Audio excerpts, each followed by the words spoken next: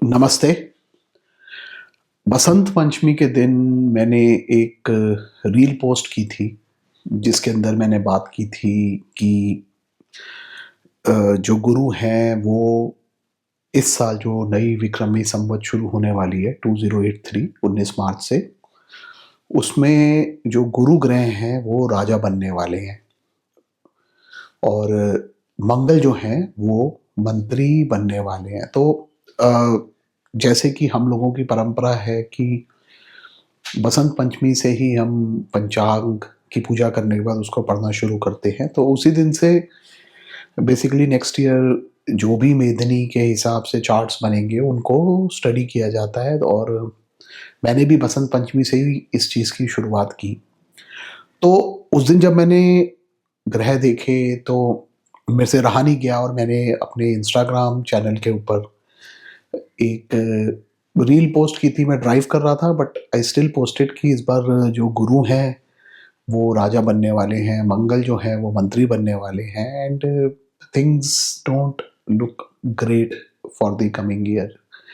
तो अभी भी मैं बहुत डिटेल में जो हमारा चैत्र शुक्ल प्रतिपद का चार्ट है वो स्टडी नहीं कर पाया हूँ, बट स्टिल कुछ उसको देखने के बाद आज मैं जो गुरु राजा बन रहे हैं और मंत्री जो मंगल बन रहे हैं उसके बारे में थोड़ी सी चर्चा करूँगा, कुछ डिस्कशन करूँगा, जो मेरा एनालिसिस है। तो देखिए, सबसे पहले तो ये बात समझिए कि जब गुरु राजा बनते हैं, अब देखिए गुरु ग्रह जो है वो ब्राह्मणों को रिप्रेजेंट करता है, यानी कि आज के अगर हम टाइम की बात करेंगे तो प्रीस्ट क्लास हो गई, डिग्निटरीज हो गए, हमारे जो लोग हाई जुडिशियल पोजीशंस पे हैं और जो लोग भी हाई पोजीशंस पे है, हु हैव अथॉरिटी, जो लॉ बनाते हैं कंट्री की, उन सब चीज़ों को जो गुरु ग्रह है वो रिप्रेजेंट करता है।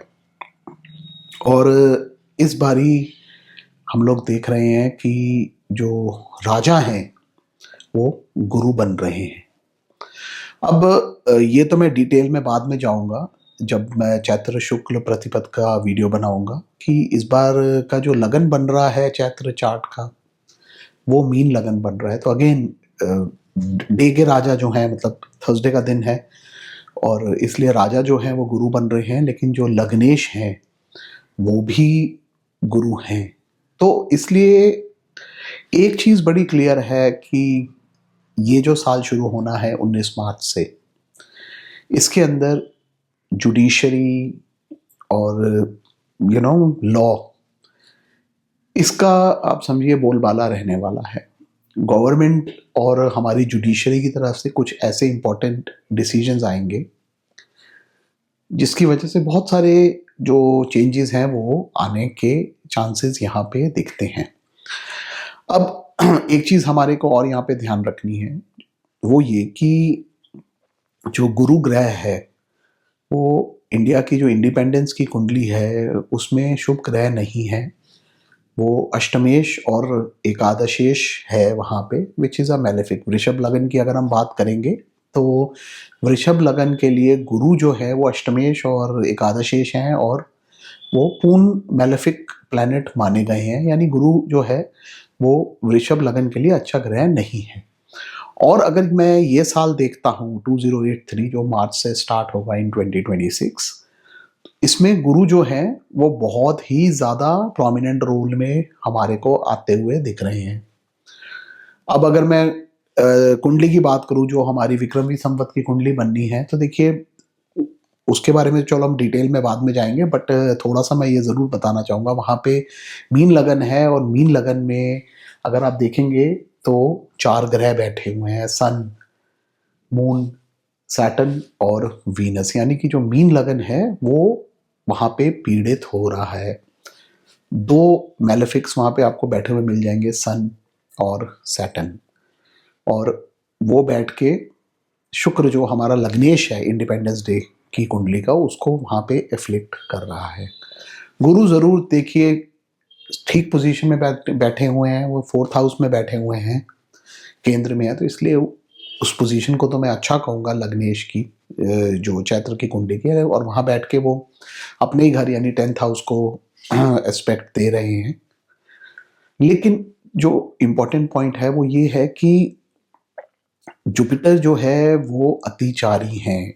वो अभी इस समय मीन राशि में है और लगभग जून में आप देखेंगे, आई थिंक 1 जून के आसपास वो कर्क में चले जाएंगे और अक्टूबर में वो सिंह में चले जाएंगे। तो इसलिए जुपिटर जो है वो स्पीड में चल रहे हैं। और जैसे कि हम लोगों ने पहले भी बात की है कि अगर गुरु ग्रह 2 नक्षत्र से ज़्यादा क्रॉस करते हैं तो वो मेलेफिक रिजल्ट्स देते हैं। जैसे मैंने पहले भी बोला था कि अगर हाथी भागता हुआ आएगा तो तहस नहस तो करेगा। तो गुरु के आप समझिए राजा होने से ये तो संकेत मिलते हैं कि एक तो रिलीजन जो है वो बहुत प्रेवलेंट रहने वाला है, बहुत एक इम्पॉर्टेंट मुद्दा रहने वाला है इन दिस कमिंग ईयर। और जुडिशरी जो है उसका से जो है वो बहुत स्ट्रांग होके सामने आएगा। हो सकता है गवर्नमेंट कुछ ऐसे लॉ लेके आए जिसकी वजह से there can be problems in the country. कुछ इस प्रकार का कोई लॉ जो रिलीजन्स को सामने रखते हुए कुछ चीज़ आए। जैसे फॉर एग्जांपल जो हम लोग बात करते हैं यूनिवर्सल सिविल कोड, हो सकता है गवर्नमेंट उसको लागू करने की कोशिश करे इन 2026, जिसकी वजह से प्रॉब्लम्स जो हैं वो आती हुई नज़र आती हैं। अब देखिए एक चीज़ और बहुत इंपॉर्टेंट है जो मैंने शुरू में भी बोली थी कि जो मंत्री हैं वो मंगल है। अब देखिए जब भी मंत्री मंगल होते हैं तो लॉ इन्फोर्समेंट एजेंसीज जो हैं, यानी पुलिस हो गई, आर्मी हो गई, इनका रोल जो है वो बहुत ज़्यादा बढ़ जाता है। तो अगेन मार्स के मंत्री होने से इनका रोल जो है वो बहुत बढ़ता हुआ आ रहा है इन 2026। और एक बात मैं ज़रूर यहाँ पे टच अपॉन करना चाहूँगा वो ये कि फरवरी ऑनवर्ड्स भारत की कुंडली में मंगल में राहु की अंतर्दशा स्टार्ट हो जाएगी। अब राहु जो है देखिए लगन में बैठे हुए हैं। अगर हम इंडिपेंडेंस की कुंडली की बात करें तो लगन में 1/7 एक्सिस पे हैं और मंगल सेकंड हाउस में है, तो दोनों का 212 कनेक्शन बन रहा है। और मंगल में राहु की दशा जो है वो थोड़ी उपद्रवी दशा तो होती है, क्योंकि देखिए राहु जो है वो थोड़ा सैटर्न की तरह एक्ट भी करते हैं और मंगल और राहु की कुछ खास बनती भी नहीं है आपस में। तो it's not a very good period. Second house में मंगल है, लगन में राहु है, so it will create a lot of turmoil in the country. वो बड़ी क्लियर चीज हमारे को नजर आती है इस महादशा के अंदर।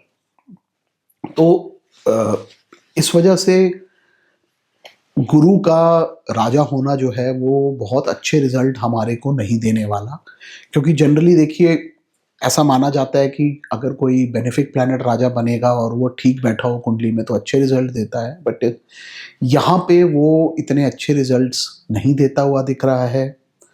किसी प्रकार का चेंज जो है उसको भी वो दर्शाता है अगर मैं इस गुरु की बात करूं, क्योंकि देखिए हमारी इंडिपेंडेंस की कुंडली में वो अष्टमेश हैं। अष्टमेश होने की वजह से चेंज हो गया, मिसहैप्स हो गया, प्रॉब्लम्स हो गई, टर्मोइल हो गई, इन सारी चीज़ों को रिप्रेजेंट करता है। और जो दशा है वो भी इतनी सपोर्टिव नहीं है क्योंकि मंगल में राहु है। सो ओवरऑल अगर मैं इस पोजीशन को देखता हूँ, गुरु का राजा होना और मंगल का मंत्री होना, it is not considered a very good thing. अब एक और चीज़ है, मॉडर्न टाइम कंटेक्स्ट में अगर हम देखते हैं तो गुरु जो है वो हमारे फाइनेंसेस यानी बैंकिंग सेक्टर को भी रिप्रेजेंट करता है। अगेन वो भी एक ऐसी इंपॉर्टेंट चीज़ है जिस पे हमारे को ध्यान देना पड़ेगा, because there might be some changes in the banking sector. हो सकता है कुछ नए लॉ लाए जाएं जिसकी वजह से जो हमारी बैंकिंग है वो भी इफेक्ट हो। बाकी इस सीरीज के अंदर मैं विक्रमी संवत की जो कुंडली है उसको नेक्स्ट डिस्कस करूंगा, तब हम इसमें और डिटेल में जाएंगे। आज के लिए इतना ही। धन्यवाद।